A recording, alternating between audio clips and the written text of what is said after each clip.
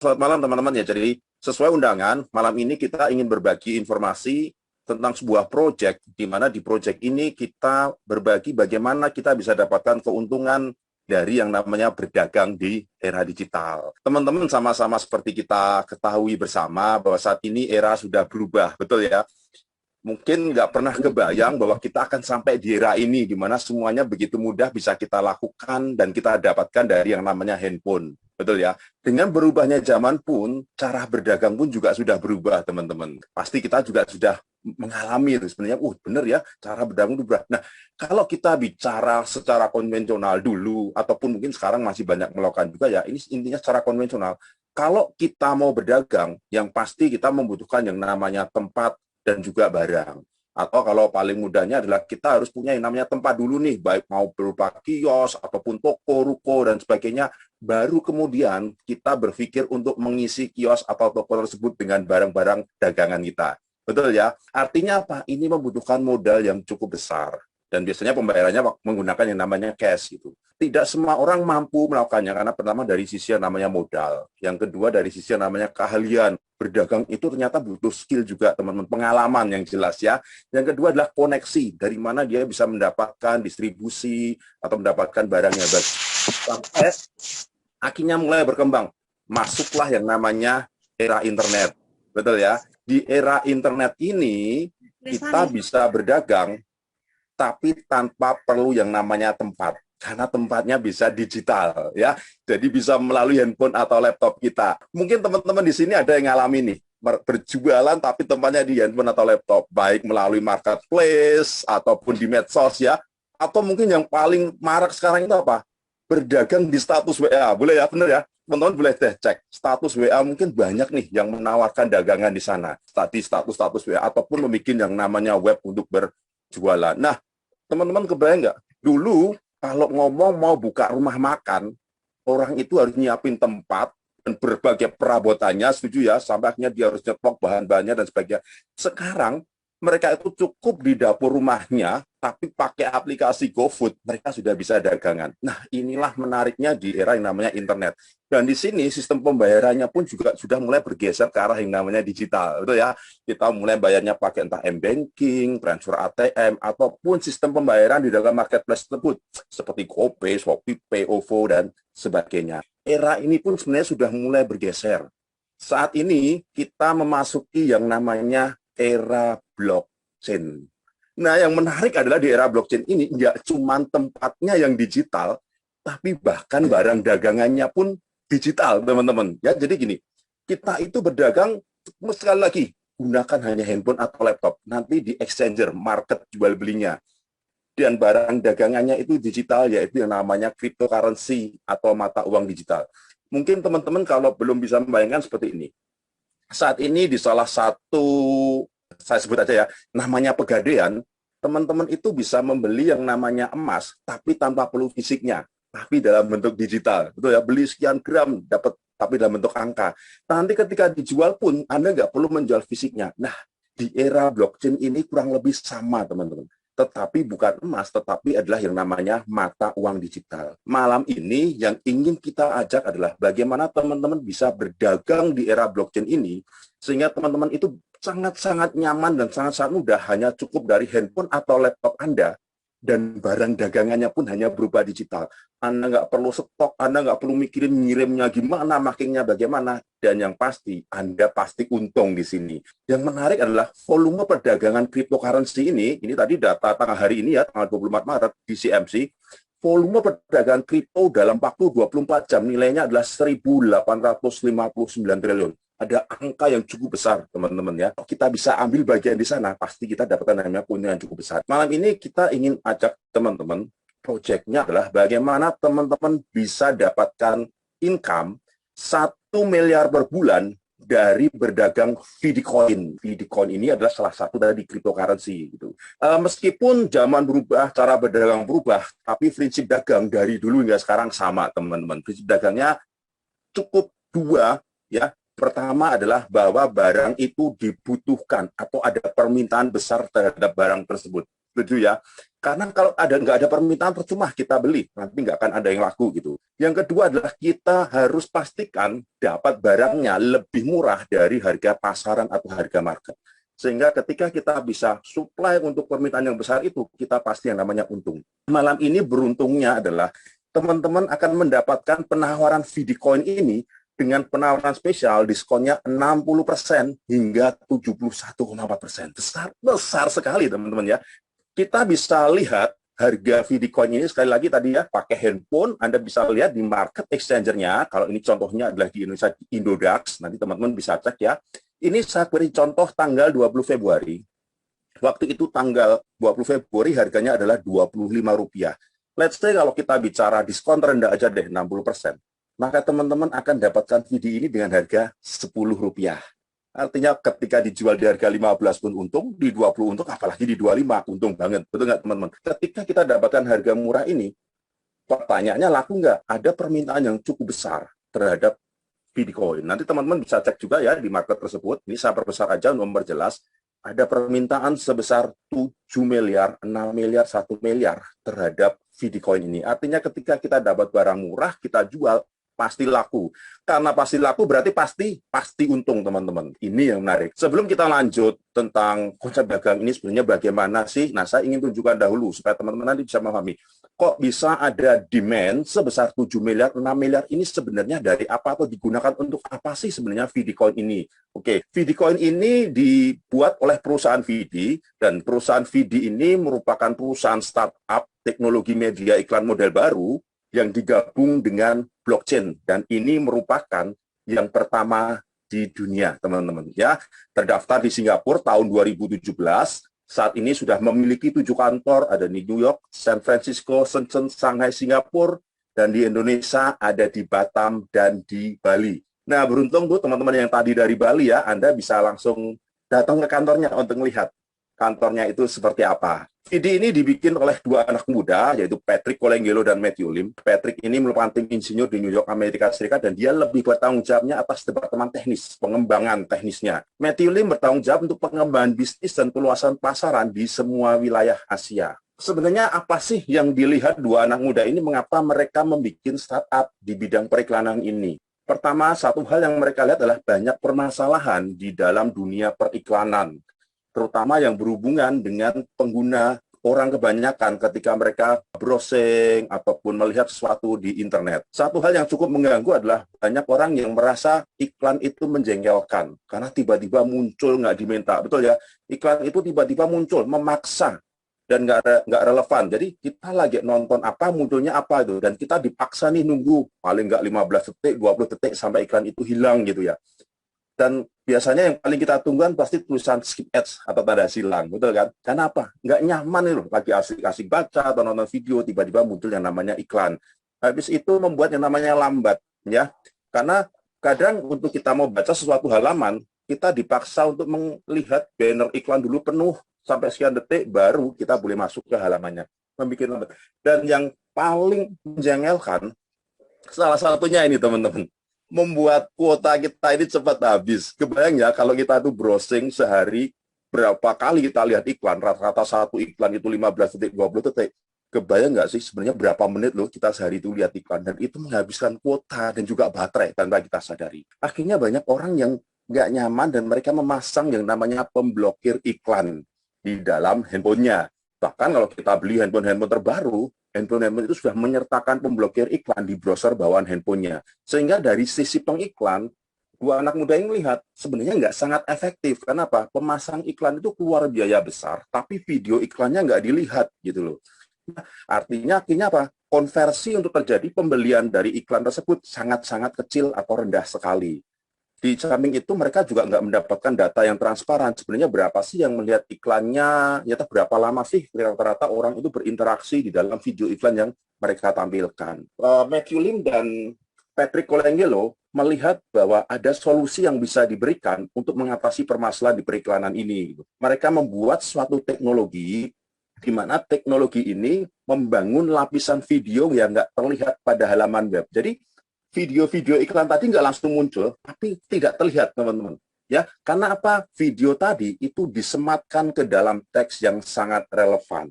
Ya, jadi menarik kan? Ada teknologi di mana video-video iklan tadi nggak muncul, tapi tidak terlihat karena disematkan ke dalam teks yang sangat-sangat relevan. Artinya antara teks dan video itu ada koneksi, ya. Jadi sangat-sangat relevan. Dan cara untuk kita untuk melihat video-video tadi sangat mudah. Cukup lakukan ini.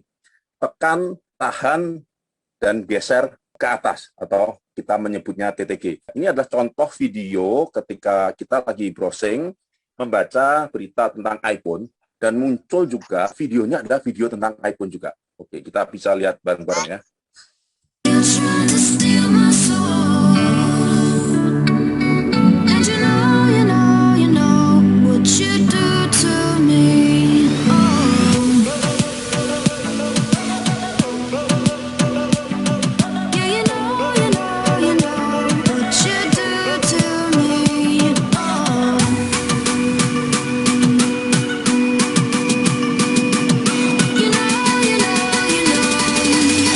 Oke, teman-teman, mulai kebayang ya. Jadi video iklannya tuh hanya muncul kalau kita lihat. Jadi kalau kita nggak pengen lihat, ya nggak akan muncul. Sehingga kegiatan membaca kita nggak akan terganggu. Nanti teman-teman bisa coba ya.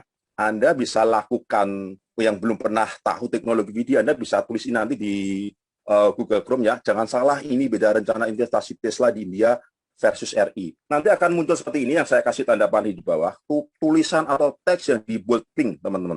Lalu Anda tinggal lakukan ini saja, tekan, tahan, dan geser video ke atas, maka akan muncul lapisan video pada halaman yang sama tanpa Anda meninggalkan halaman tersebut. Nah, sehingga apa? Traffic dari web online tersebut pun akan naik, media online tersebut. Nah, Anda nanti tinggal klik ini lambang suara untuk aktifin audionya. Pertama, kita udah nggak terganggu dari sisi pengguna oleh iklannya tiba-tiba muncul. Dari sisi pengiklan pun mereka sangat-sangat efektif. Kenapa? Pengiklan hanya membayar saat video ini ditonton. Jadi kalau teman-teman nanti browsing nggak mau lihat, pengiklan nggak akan bayar. Atau Anda hanya melihatnya sebentar nih, 2 detik. Ya, pengiklan hanya membayar selama 2 detik. Sehingga apa? Teknologi video ini benar-benar suatu teknologi yang luar biasa yang memberi keuntungan baik dari kita sebagai pengguna internet ataupun dari para pengiklan yang ingin mengiklankan produknya. Sehingga bisa kita lihat teman-teman dalam waktu 2 tahun dari berita di CNN Indonesia dikatakan hanya dalam waktu 2 tahun sudah lebih dari 50 media digital terbesar di Asia menggunakan teknologi video, termasuk Transmedia, CNN Indonesia, CNBC Indonesia, MNC Group, Kompas, Gramedia, dan kapanlagi.com. Pertanyaannya mungkin, kalau sudah lama kok kita nggak pernah tahu ya? Nah, itulah teman-teman, mengapa malam ini kita adakan Zoom ini, salah satunya adalah untuk teman-teman bisa tahu bahwa ada satu teknologi iklan gitu loh, yang bisa membantu kita untuk yang namanya mengatasi iklan-iklan yang menjengkelkan tadi. Dan tidak hanya media-media online, sebenarnya sudah cukup banyak brand-brand internasional yang berpromosi menggunakan teknologi video ini, baik ada BMW, Gucci, Rolex, Apple, Huawei, Nike, dan sebagainya. Ini saya akan tunjukkan ada beberapa video dari brand-brand tersebut yang menggunakan teknologi video untuk mereka itu mempromosikan produk-produknya.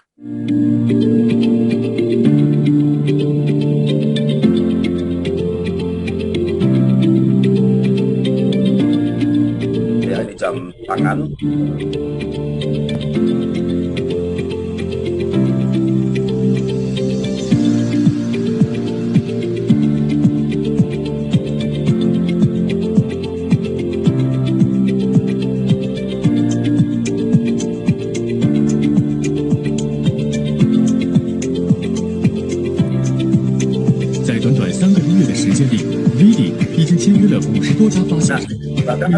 Katakan ini teman-teman, sudah lebih dari 3 miliar halaman yang sudah menggunakan teknologi video. Pertanyaan besarnya, mengapa kita nggak pernah tahu, betul nggak? Kenapa? Teknologi video ini belum begitu familiar. Itulah mengapa video akhirnya berpikir bagaimana supaya teknologi ini lebih banyak dikenal oleh masyarakat dunia atau masyarakat Indonesia pada khususnya.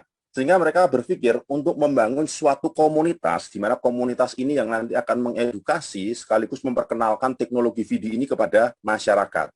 Di samping itu, video juga berpikir bagaimana mereka untuk mempermudah transaksi sekaligus mengembangkan bisnisnya menjadi lebih besar lagi. Nah, akhirnya video ini pada tanggal 8 Juli 2019 meluncurkan atau mereka membangun token Coin dengan total supply adalah 10 miliar koin, teman-teman ya. Nanti untuk detail data tentang Coin ini bisa teman-teman dapatkan di sengle.io. Teman-teman tinggal klik aja sengle.io, masukkan VD. Nanti semua informasinya lengkap ada di sana. VD ini sekarang sudah diperdagangkan di lebih dari 20 exchanger. Kalau di Indonesia bisa teman-teman perdagangkan di yang namanya Indodax dengan volume transaksi hariannya yaitu 10 juta US dollar atau 150 miliar. Dan teman-teman ya, volumenya sebesar ini transaksi hariannya. Mengapa sih kok bisa ada volume sebesar ini? Nah, karena apa? Begitu VD meluncurkan Coin ini, mereka memberikan diskon 20% untuk mereka pengiklan yang menggunakan teknologi VD.